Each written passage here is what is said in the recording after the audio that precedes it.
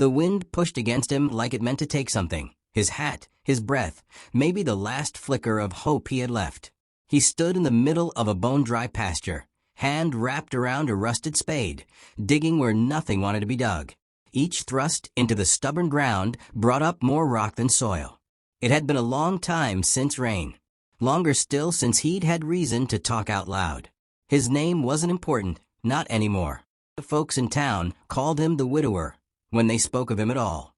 He'd buried his wife nearly 2 winters ago in a grave he dug himself.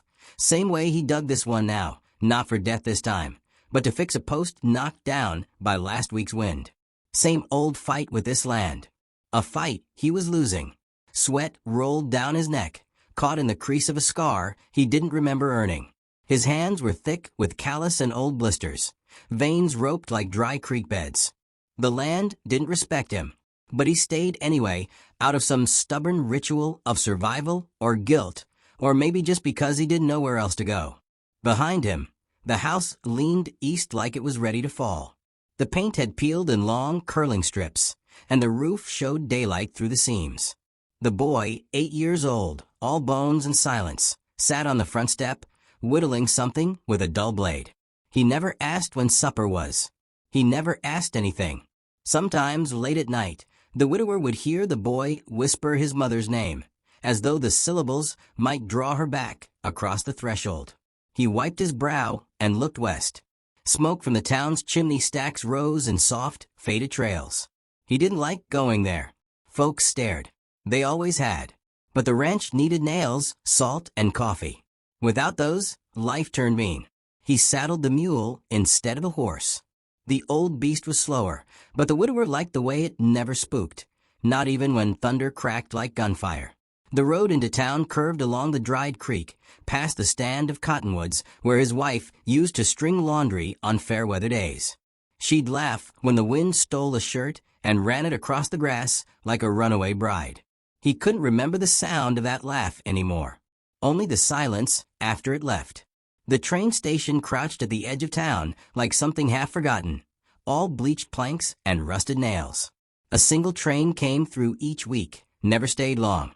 He didn't usually pay it any mind. But that morning, something felt different.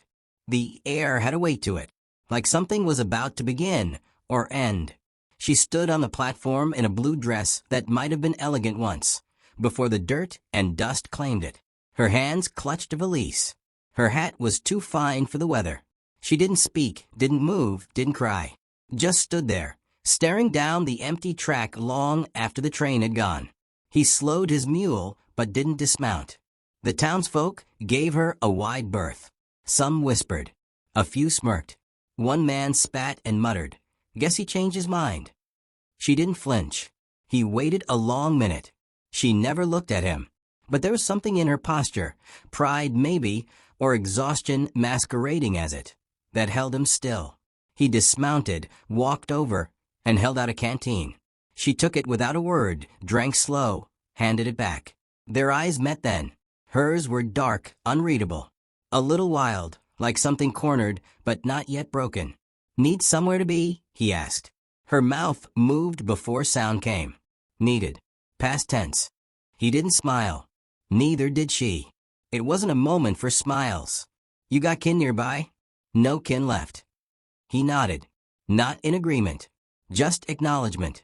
The way one scar recognizes another. "I've got a place. It's quiet. Fences need mending. Mule needs tending. House is cold." She studied him like a riddle. "You asking me to work?"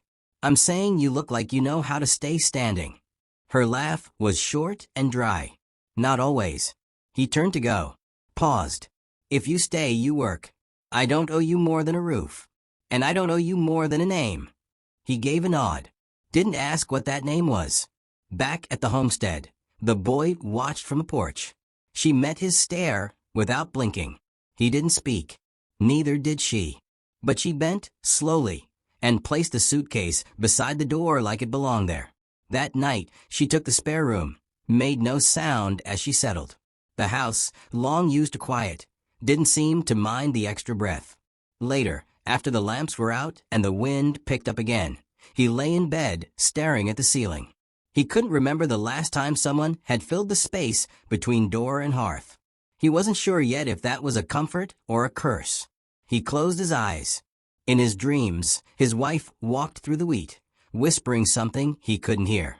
And behind her, just a few paces behind, walked a woman in a blue dress, hands clenched tight, eyes wide open. The marriage happened the next morning, if you could call it that. At sunrise, they rode into town in silence, him on the mule, her behind him on the saddle, hands not touching. The justice of the peace, half drunk and impatient, performed the ceremony in the back room of the feed store, a ledger book between them and a Bible that hadn't been opened in years. No witnesses but the clerk sweeping hay and the flies that clung to the window pane. No rings. No vows worth repeating.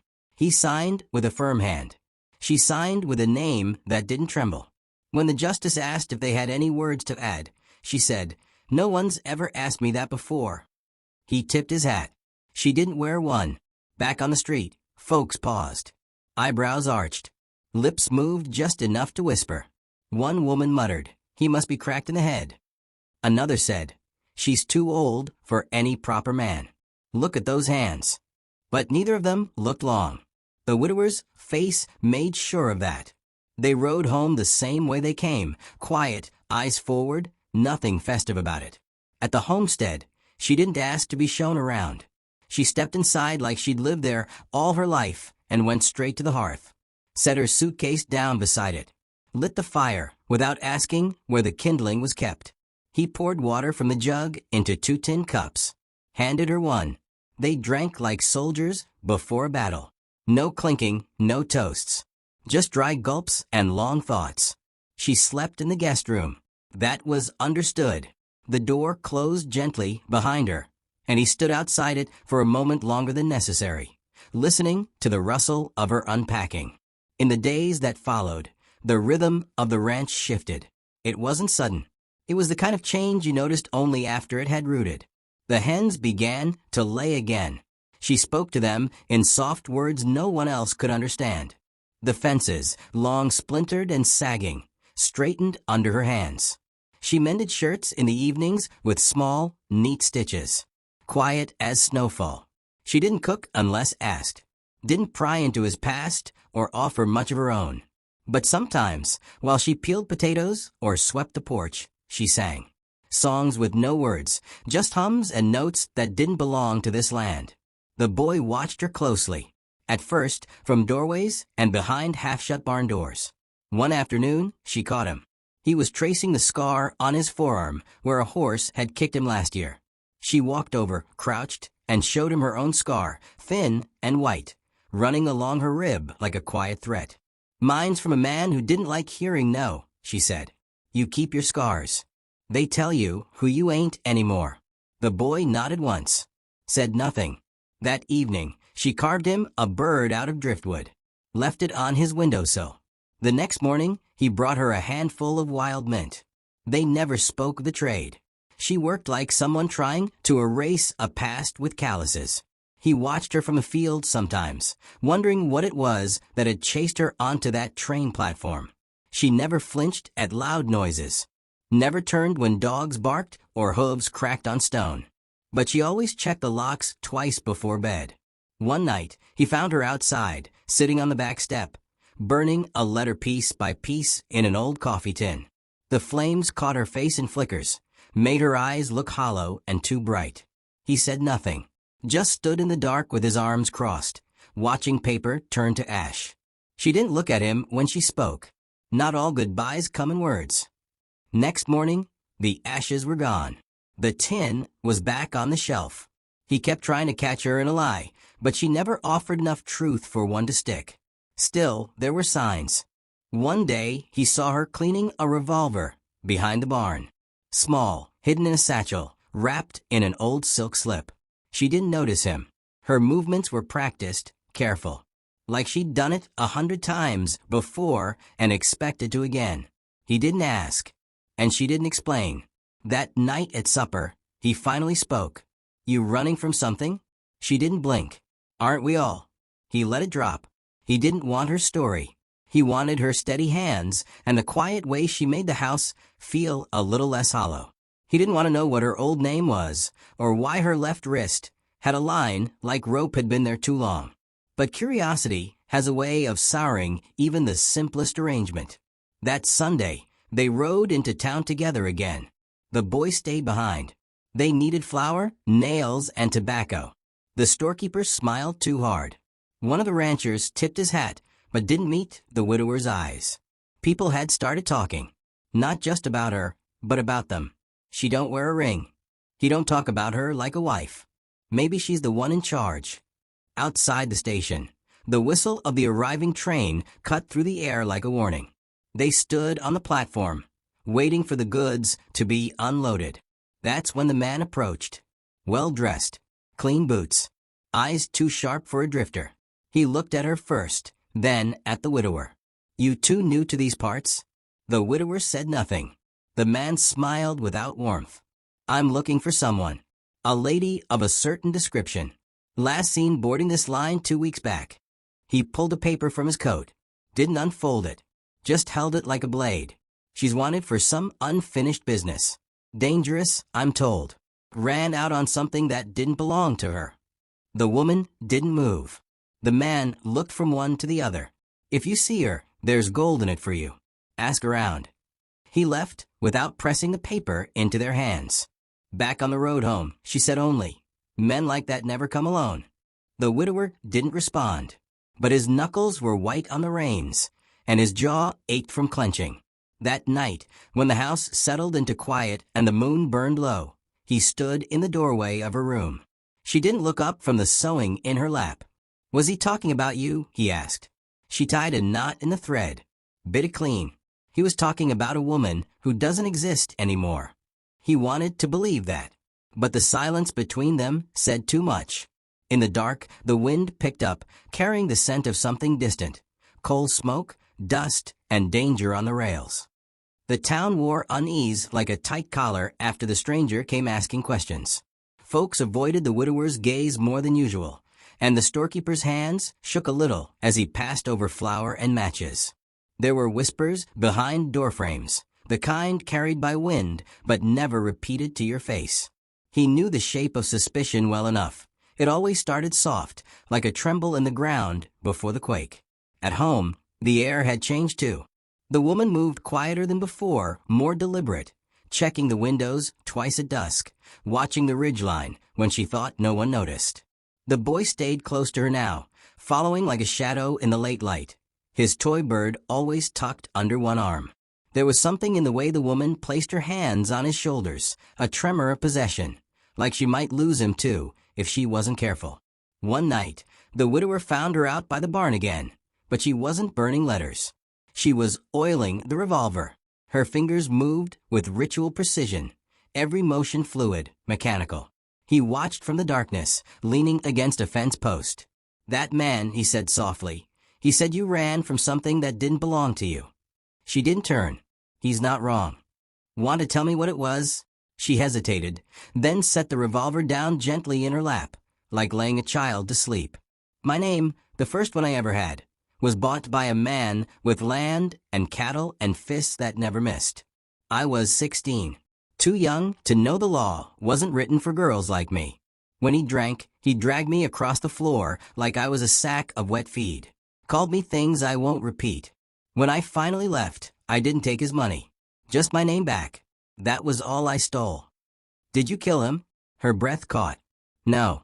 But I watched him die. I might have prayed for it." She turned then, her eyes hard as winter stone. "They said I poisoned him. Maybe I did. I used to think I'd done worse just by surviving." He didn't ask more. The truth had a shape now. One that felt familiar, like a weight he carried too. He nodded once and walked away, leaving her to the quiet comfort of the weapon in her hands. That week, the widower sharpened every blade in the house. Not because he expected trouble, but because it felt wrong to wait for it unprepared. He patched fence posts that didn't need fixing, cleared brush from the creek, even cleaned the old rifle, and left it loaded beside the doorway. She said nothing, but he noticed the way her eyes followed his hands. Not with fear, with approval. The boy drew something in the dirt beside the house, a man with a wide-brimmed hat standing between two wolves.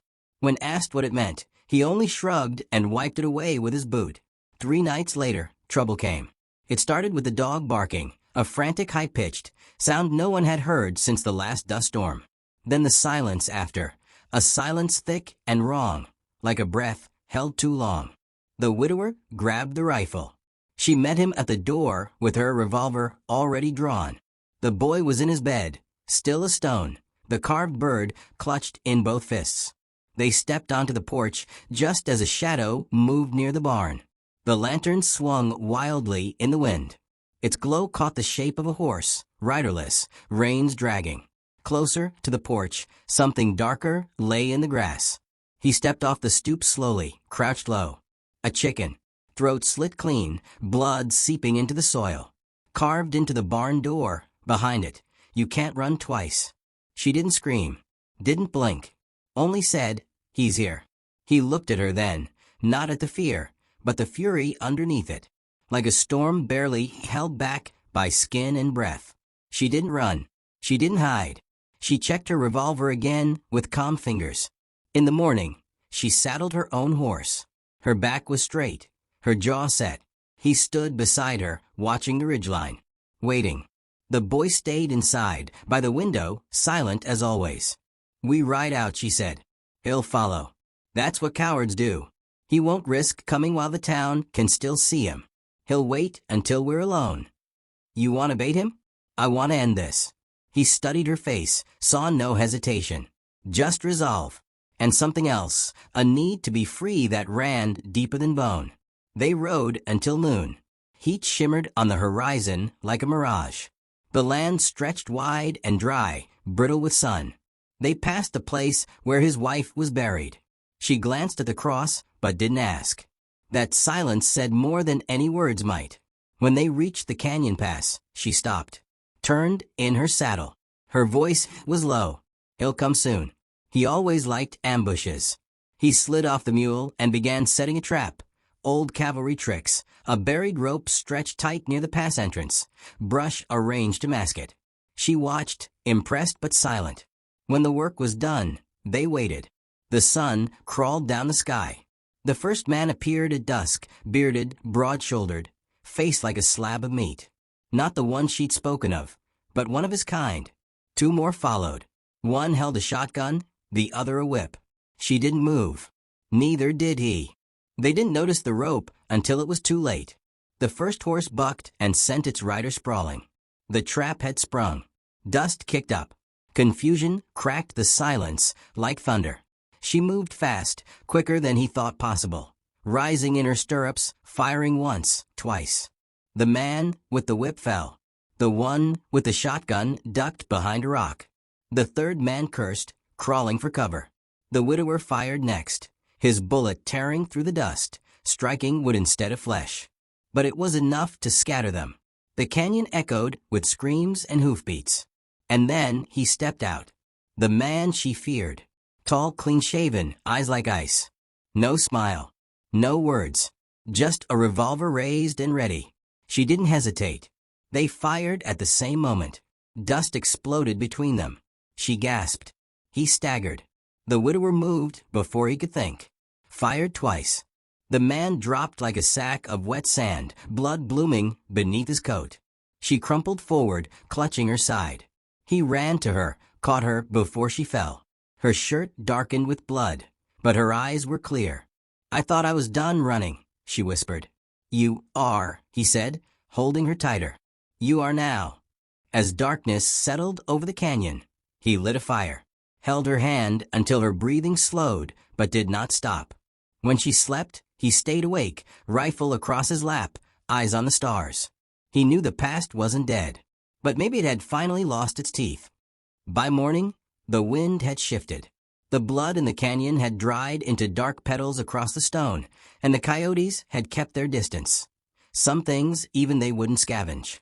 She woke with a slow breath and a stifled groan, her hand pressed tight against her side.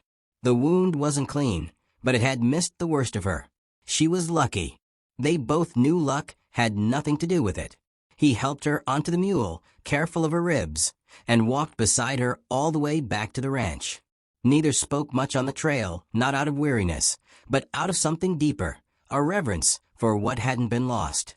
The land stretched wide and pale, clouds grazing the tops of distant hills like they didn't dare get too close. Somewhere above them, the hawks circled low, as if watching a story come to its close. Back home, the boy stood waiting at the edge of the fence, fists tight around the carved bird, eyes too old for his face. When he saw her alive, he didn't run, didn't smile, just walked up and took the reins from his father's hand like it was something he'd always known he'd do. Inside, she lay on the couch while he boiled water and cleaned the wound. She didn't flinch, not once, even when the whiskey touched raw flesh. When he stitched the skin, she kept her eyes on the ceiling beams and spoke softly. "That was the last man who remembered the name I was born with." He paused but didn't look up. "Do you want me to forget it too?" "I want it buried," she said. "Let it rot with the others." He nodded and tied the last knot. It was done. The days that followed moved slow, like dust over a windowsill. She healed with quiet determination, walked the porch within a week, fed the hens with one hand tucked against her ribs. The boy brought her wildflowers and dried apples and never asked about the blood he'd scrubbed from the floorboards. Children in the West learned early. Some truths are better left behind, like snake tracks in sand. One morning, she stood by the window, sunlight warming her face, and said, "I've never belonged to a place. Not really. Always moved before the roots took." She turned. "But this land, it remembers." He understood that. The way the ground held on, even when you wished it wouldn't. The way the wind sometimes whispered back when you spoke into it. That evening, he rode into town alone for the first time in weeks. Folks didn't whisper now. They nodded, cautious but different. The story had reached them, bits and pieces twisted by distance, but enough to silence the worst of their tongues. He bought Nail's coffee, a bolt of deep red cloth she'd admired once, but never asked for. He also bought a new tin of paint. 2 days later, they painted the house together, side by side. The boy helped too, splashing more on himself than the walls. The color was a soft, clean white, the kind that caught the sunlight instead of swallowing it. When it dried, the old house looked almost new, almost proud. At night, they sat on the porch, her head resting against his shoulder, his hand wrapped around a cup of coffee gone cold. The silence between them was no longer a wall. It was a comfort, a shared breath between storms. She wore her hair down now, loose and wild. The boy began calling her Ma, one afternoon without thinking. She answered without pause. The carved bird stayed on the windowsill, watching. Autumn came early. The leaves turned gold, and the nights crisped at the edges. Coyotes kept their distance. The wind no longer felt like a warning. One morning, she stood in the doorway and looked out over the land, the fences, the barn, the mountains beyond. "We should name it," she said. "This place." He looked at her, then at the boy hammering wood in the yard, his tongue poking out the side of his mouth in concentration. "What for?" he asked. She smiled. "So we remember who we became here." He thought on it a moment, then said, "Second light." She nodded, as if she'd always known he'd say that. Later that night, she took her old suitcase, leather cracked, the lock half broken, and dragged it behind the barn. He watched from the window. She didn't say a word, just poured lamp oil over it, struck a match, and let it all go up. The fire burned fast, bright. A funeral without words. He didn't ask what was inside. She didn't tell him. From then on, no one called her anything but what she chose to be. A woman with no past, and every right to the future she built with her own hands. Winter came soft that year. Snow dusted the earth like forgiveness. One afternoon, a letter arrived. Postmarked from Kansas. No name. Just a scrap of paper folded inside with 2 words written in a careful hand. Still looking. He read it once. Burned it in the stove before she ever saw it. He didn't tell her. Not because he feared her past, but because it was no longer hers to fear. By spring, the ranch bore fruit again. The hens laid. The mule kicked less. The fences held. And the boy laughed. The final image, Three figures on the ridge, man, woman, child, standing beneath a sky too wide to fill, watching the sun dip behind the far hills. Her hand rests in his. The boy runs ahead with a stick he claims is a sword. There are no trains in sight, no names to hide from, just wind in the grass, and a second light blooming across the land.